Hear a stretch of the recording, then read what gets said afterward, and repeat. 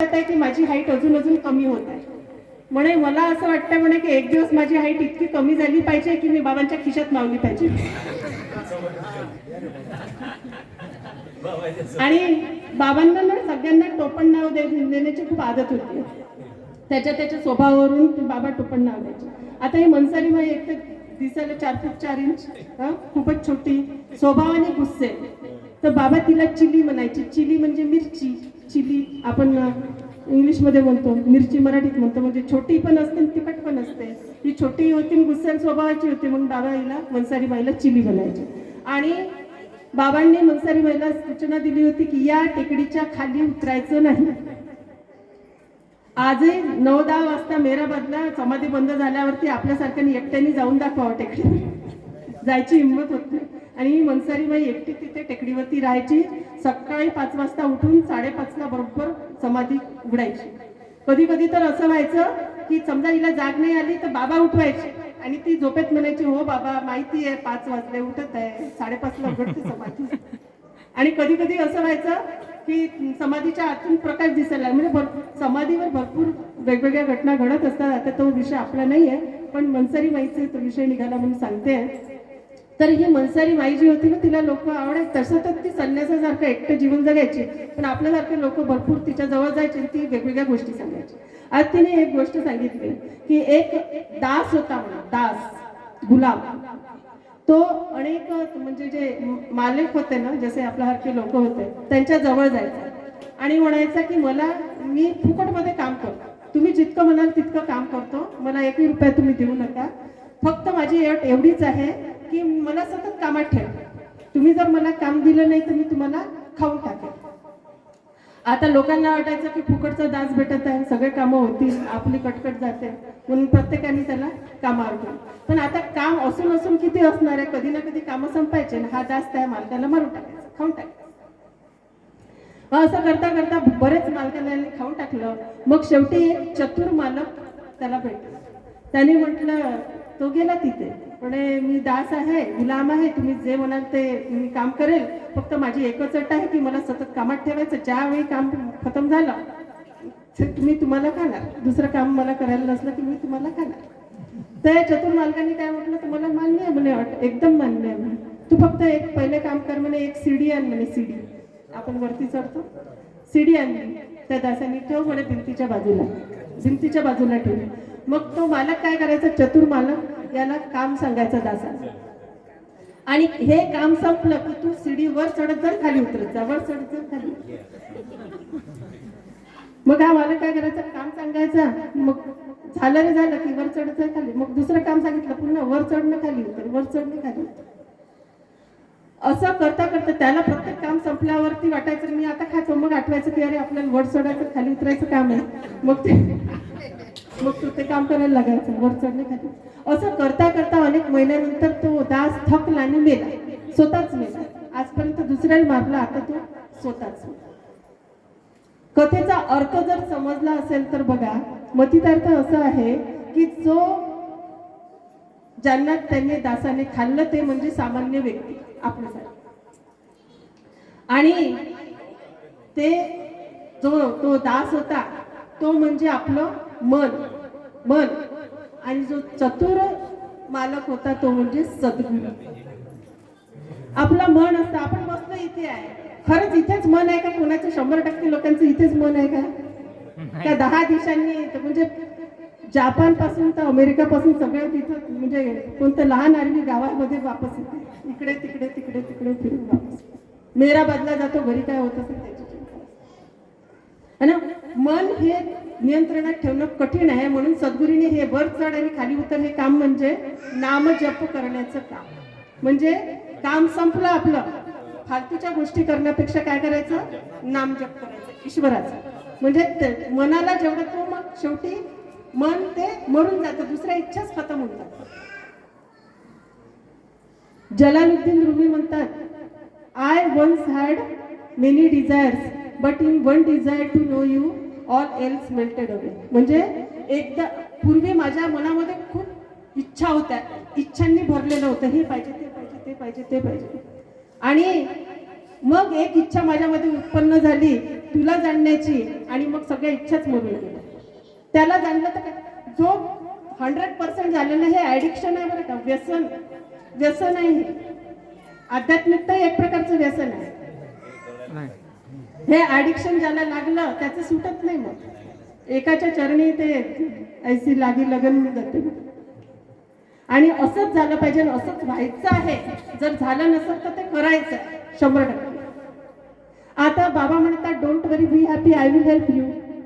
आणि बाबा म्हणतात चिंता करण्यासारखं या दुनियेत काहीच नाही, फक्त एकच चिंता करा की माझं चिंतन कसं होईल. आता अंबानी सुखी आहे का?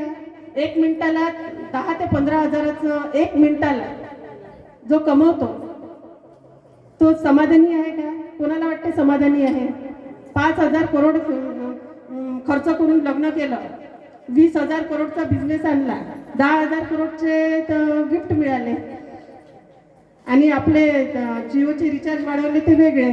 म्हणजे 5,000 गेले नाही, 40,000 खिशात पडले, आपल्याला दिसत नाही. त्याला एका मिनिटाला 10,000 15,000 कमवतो, पण ते 20,000 कसे होईल याची चिंता आहे. एकदा एक मुनी होते, ते रस्त्याने चालले होते. त्यांनी पाहिलं की दूर अंतरावरती एक भिकारी बसलाय. भिकारी बसला आहे आणि येणारे जाणारे काही 1 रुपया 2 रुपये जे काही होते ते टाकत होते त्याच्या पात्रामध्ये. मग मुनी चालत होते, पाहते होते ते काय करते. त्यांनी काय केलं, ते पूर्ण पैसे उचलले, त्या पात्रात जमा झालेले आपल्या पिशवीत ठेवले, आणि पात्र उलट केलं आणि झोपून गेला. मुनीला आश्चर्य वाटलं. समजा झोपला असता आणि पात्र तसंच ठेवलं असतं तर येणार जाणाऱ्यांनी अजून पैसे टाकले असते ना, झोपेतून उठ्यापर्यंत अजून कमाई झाली असती. खरं की खोटं? बिझनेस माइंड वाला असाच विचार करेल, झोपता झोपताही कमाई झाली पाहिजे. दुगना होना चाहिए, ये दिल मांगे मोर.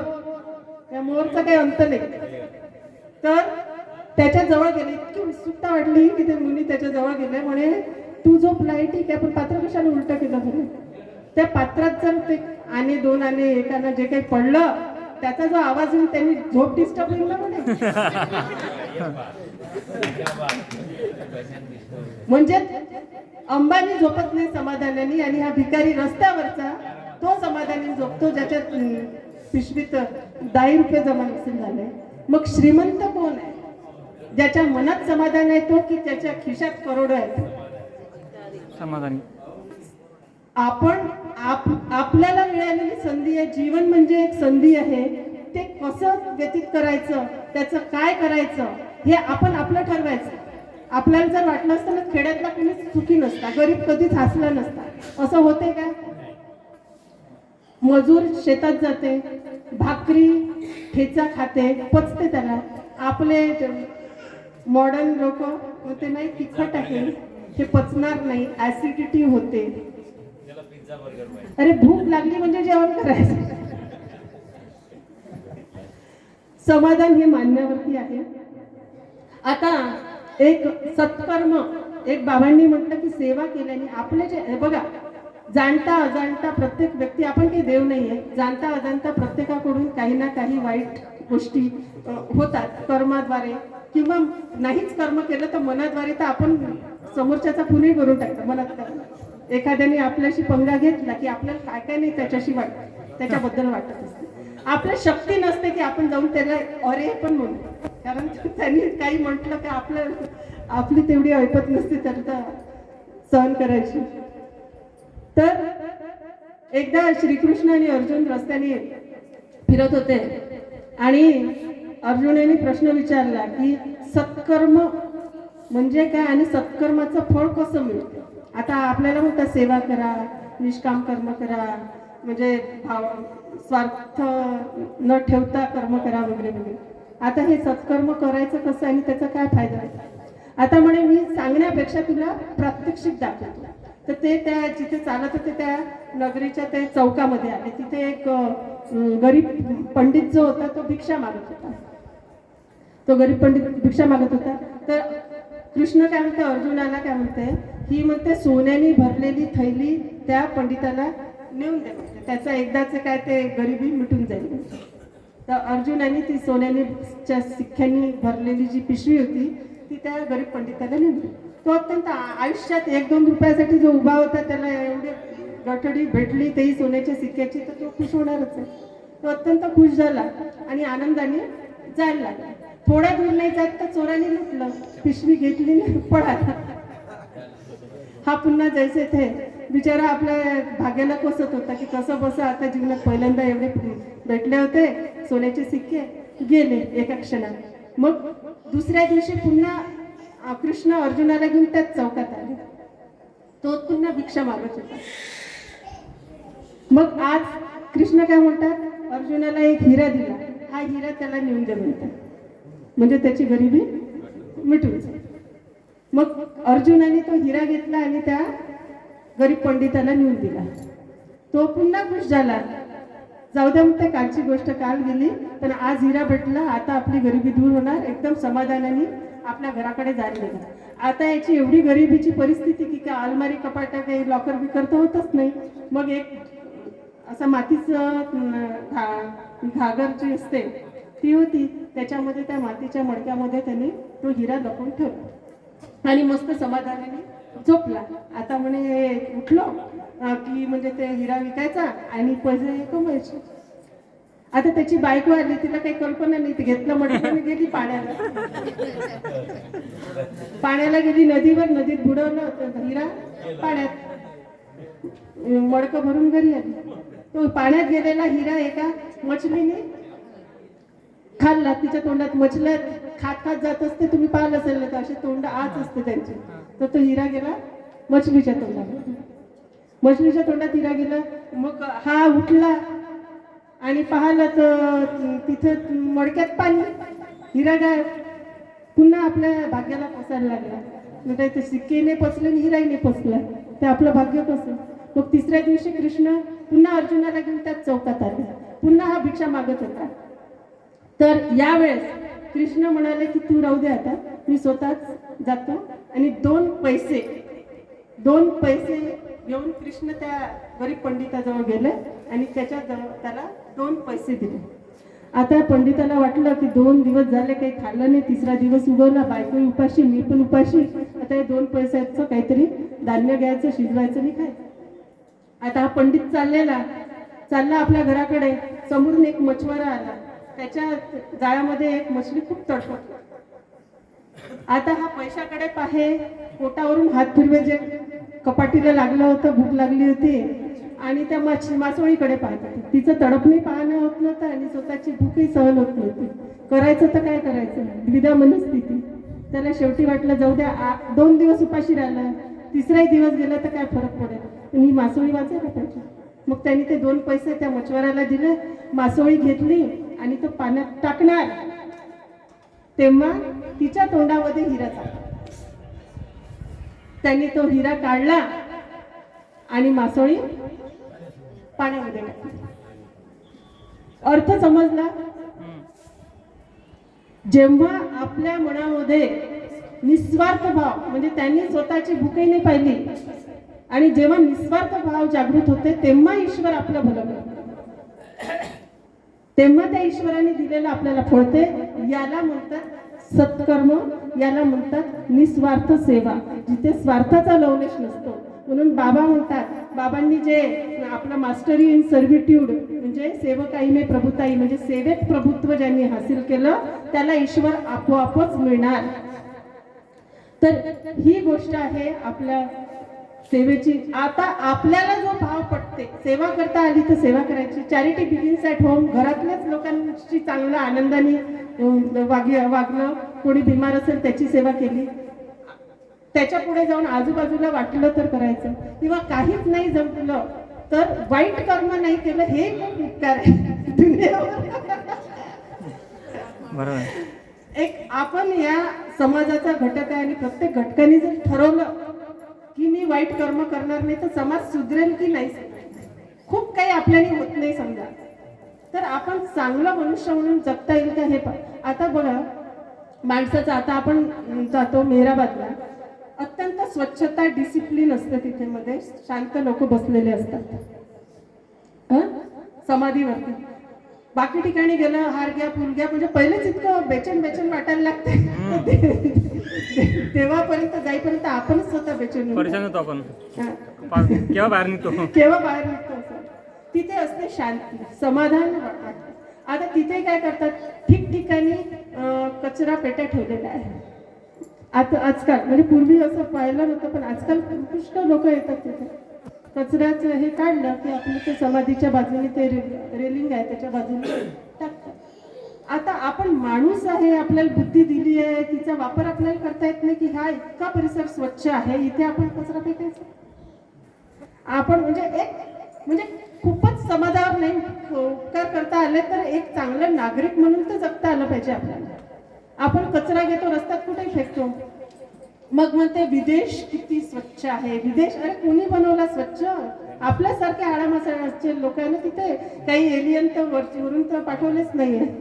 म्हणजे चांगले स्वच्छ जिने असतील घरं असतील कोणाचे तर कोणाचं म्हणजे कोणाचं लक्ष नाही पण अरे कोणाचं लक्ष नाही पण देवाचं तर आहे ना ते काय करून राहिलं.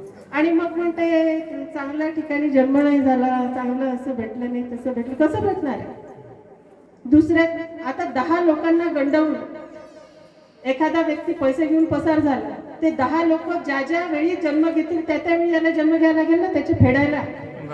आता आम्ही लहान होतो तेव्हा 5 पैसे पण होते 10 पैसे पण होते 25 पैसे त्याला व्हॅल्यू होती. आजकाल 500 रुपयातही काही येत नाही जास्त गोष्टी.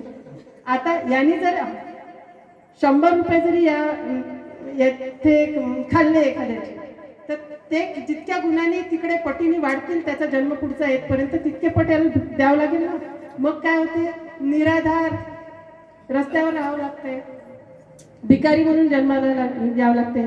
एखाद्या याच्यातला राजा असतो तो इतके वाईट कर्म करतो की तो भिक्षा मागतो दुसऱ्या जन्मामध्ये. कर्म बघा आता कर्माचंच आलं म्हणून एक गोष्ट सांगते की भीष्म पितामह बाणाच्या शय्यावरती होते. श्रीकृष्ण भेटायला गेले तर भीष्म पितामहाने श्रीकृष्णाला प्रश्न विचारला होता की मी इतकं खराब कर्म केलं की मला असं मरण यावं. म्हणजे भीष्म पितामहाचं आयुष्य पाहिलं तर अतिशय चांगल्या प्रकारचं आयुष्य होतं. त्यांना नवल वाटलं की मी आयुष्यात इतकं तर खराब कर्म केलं नाही की मला म्हणजे असं एक एक बाण टोचून त्या पूर्ण बाणाच्या छय्येवरती ते कित्येक दिवस पडलेले होते तितकं माझं खराब कर्म असेल. श्रीकृष्णाने त्याला आणि भीष्म पितामह मागच्या अनेक जन्मामध्ये राजपुत्रच म्हणून जन्माला आले होते. मागच्या अनेक जन्मामध्ये असे करता करता 52 जन्म मागे नेलं श्रीकृष्णाने भीष्म पितामहाला. आणि त्या 52 जन्म मागचा जो 52वा जन्म होता त्याच्यात हे राजपुत्रच होते. यांनी एक बाण एका सरड्याला मारला होता आणि मग तो सरड्याला बाण लागला आणि तो सरडा आणि बाण घेऊन त्यांनी असा फिरकावला. तो निवडुंगाच्या झाडावर जाऊन पडला आणि त्या पूर्ण सरड्याच्या शरीरामध्ये पूर्ण निवडुंगाचे काटे घुसले. म्हणून 52 म्हणजे कर्म इतक्या जन्मानंतरही सोडत नाही. म्हणून कर्म करताना अतिशय सावध राहिलं पाहिजे. बरं अकर्मही करता येत नाही म्हणजे जर ठरवलं की बा कर्मच करायचं नाही ना तर ते झंझटच नाही राहणार. संन्यास घ्यायचा एक झोपडी घ्यायची भिक्षा मागायची आणि खायचं असंही करता येत नाही कारण जे हे उरलेले कर्म आहे त्याच्यासाठी अजून एक जन्म घ्यावाच लागते. आता असे भरपूर लोक असतात म्हणजे जीवनात जे उतार चढाव आहे ते सहन करू शकत नाही. मग बायको पोरांचं लक्ष नसताना घरून पळून जाते मग जाऊन कुठेतरी अज्ञातवासात जाते. भगवे कपडे घातले की कुणी जेवण देते. आपल्या इंडियामध्ये भगवे कपडे घातलेला मनाई करते. एक असाच भगवे कपडे घातलेला अंगावरती पूर्ण राख माखलेला एक व्यक्ती मेहराबादला आला बाबांसोबत आणि काय म्हणते मी खूप वर्षापासून गुरुच्या शोधात आहे पण आजपर्यंत मला गुरु भेटला नाही दिसला नाही. बाबांना म्हणतो मेहराबादला. बाबा म्हणते दोष दुनियेत नाहीये तुझ्या दृष्टीमध्ये दोष आहे. तुझ्या दृष्टीत दोष आहे. तुला गुरु सापडून नाही राहिलाय. गुरु सर्वत्र आहे फक्त दृष्टी पाहिजे आणि एकदा भेटला तर त्याला पकडून ठेवायची शक्ती पाहिजे. तू एक काम कर म्हणे त्या झाडं आहे तिथे अर्धा तास बस मी येतो म्हणे तिथे. मग अर्ध्या तासाने बरोबर बाबांनी आपल्या मंडळीतल्या लोकांना पाठवलं तर तो काय कारण पाहिजेच काही नसते काहीतरी जीवावर आलं म्हणून पळालं संन्यास घेतला, खायला भेटलं 2 टाइम म्हणजे झालं, बायको पोरं पोचणं जीवावर आलं, माणूस पळाला. अशा टाईपचा संन्यास काही. बाबा म्हणे तुम्ही कोणतेही वस्त्र अंगावर घाला, किती राख हे करा, किती वरून अवडंबर करा, अंदरून जोपर्यंत तुम्ही चेंज होत नाही तोपर्यंत त्याला, त्या संन्यासाला त्या अवडंबराला काही अर्थ नाही. म्हणून अकर्म पण चुकीचं आहे. तुम्ही जर कर्म केलं नाही तर पुन्हा समोर तुम्हाला जन्म घ्यावाच लागतो. हे 100% सत्य. त्याचा वेळ झाला का? झाला.